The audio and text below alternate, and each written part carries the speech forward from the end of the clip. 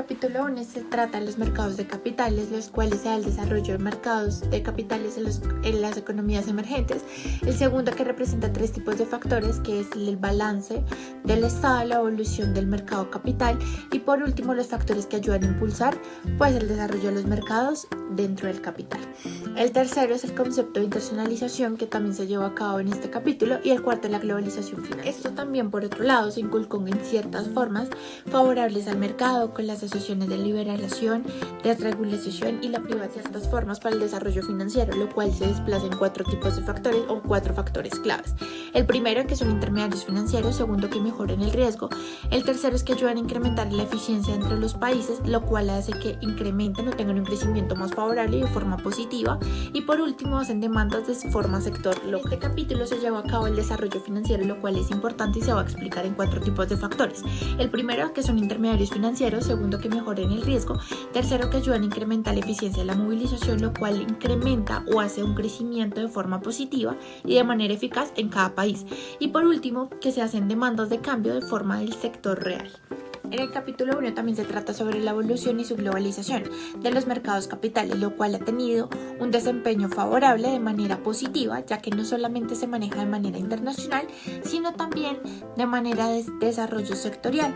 Eso quiere decir que se va a dividir en 2 subsectores, nacional e intersector. Del nacional se manejan 2 tipos de subsectores, lo que es la capitalización del mercado de valores, y el segundo es cómo el desempeño de los mercados ha influido en el desempeño de los diferentes sectores. Por otro lado, en el sector internacional, ocurrió después del gran auge que se dio en 1990.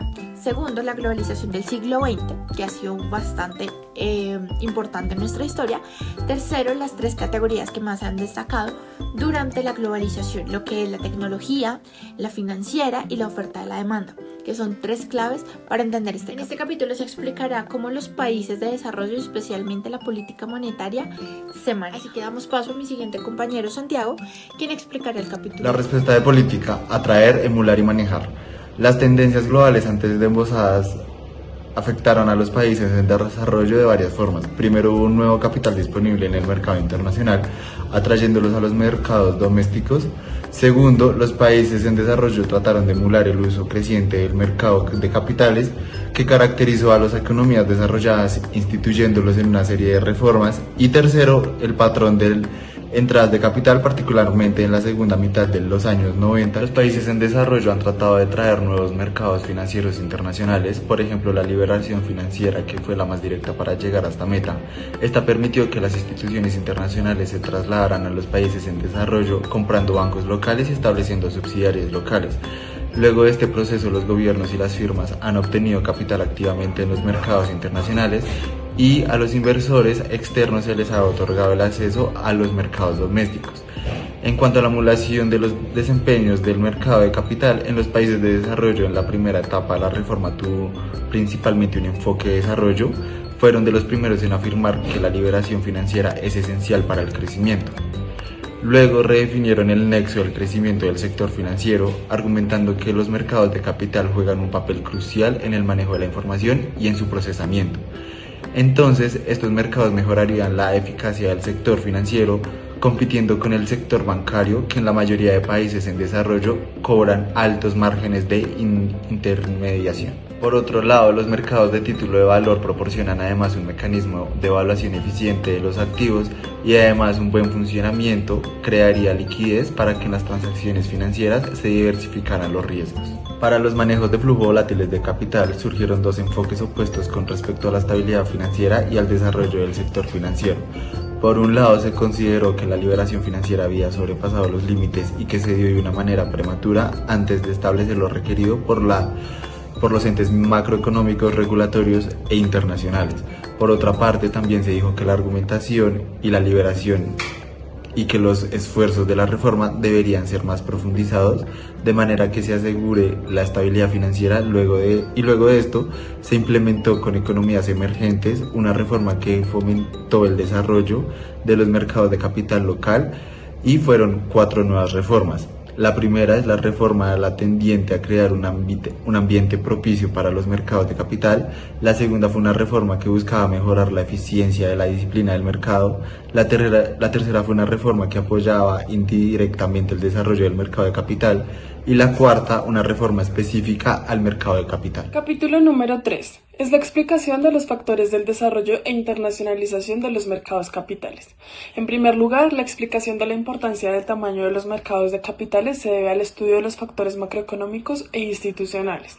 Por un lado, para el buen desarrollo del mercado de acciones y bonos nacionales, el tamaño de la economía es un punto muy importante. Es necesario recalcar que los sistemas bancarios más grandes o aquellos países que cuenten con el PIB más alto siempre buscarán tener una mayor proporción de bonos del gobierno en moneda local.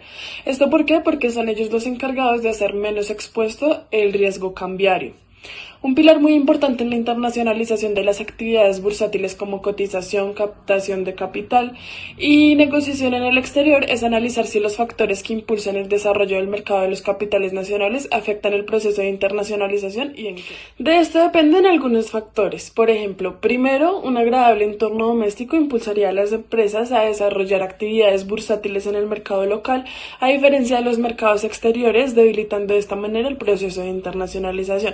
Segundo, los inversionistas siempre le van a dar su voto de confianza y ofrecerán mejores condiciones de financiamiento para las empresas locales a un mercado interno que funcione bien o sea transparente, fortaleciendo de esta manera el proceso de internacionalización. Por otro lado, si la internacionalización provoca la caída del comercio agregado, reduciendo la economía de escala, o provoca la migración de actividades comerciales a mercados externos, estaría afectando la actividad de negociación y liquidez de mercados locales por medio del proceso de internacionalización. Ahora hablaremos del papel de los fundamentos económicos e institucionales. Hoy en día, gracias a la evidencia recogida, se ha podido concluir que el desarrollo financiero no solo se encuentra correlacionado a una economía saludable, ya que ha aumentado el crecimiento y el interés por comprender los determinantes del desarrollo del mismo mercado.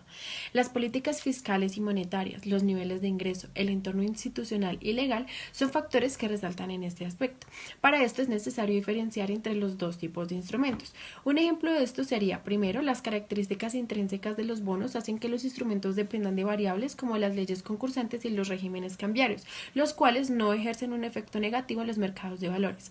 Por otro lado, las acciones no generan modificaciones en los balances, ya sea en el punto de vista de vencimiento ni en el tipo de cambio. Esto se debe a que este instrumento no expone al emisor a un pago obligatorio independientemente de su desempeño económico. ¿Por qué los mercados de capitales latinoamericanos han crecido menos de lo que se esperaba? Basándonos en los fundamentos económicos e institucionales, nuestros resultados muestran un déficit en la actividad de mercado de valores nacionales, independiente de controlar varios factores como lo son las políticas macroeconómicas, el riesgo per cápita y las medidas de entorno legal e institucional.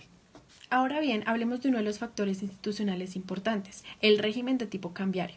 Este se relaciona con la denominación monetaria de la deuda. Se afirma que un tipo de cambio fijo aumenta los incentivos tanto para el gobierno como para el sector privado, con el fin de emitir una mayor cantidad de deuda en moneda extranjera a corto plazo. Este proceso se apoya en el proceso de dolarización de pasivos. Es así como podemos concluir que los tipos de cambio fijo pueden generar un riesgo moral en presencia de garantías implícitas proporcionadas por reservas internacionales o también llamadas garantías de rescate, ofrecidas ya sea por los gobiernos o por alguna organización internacional.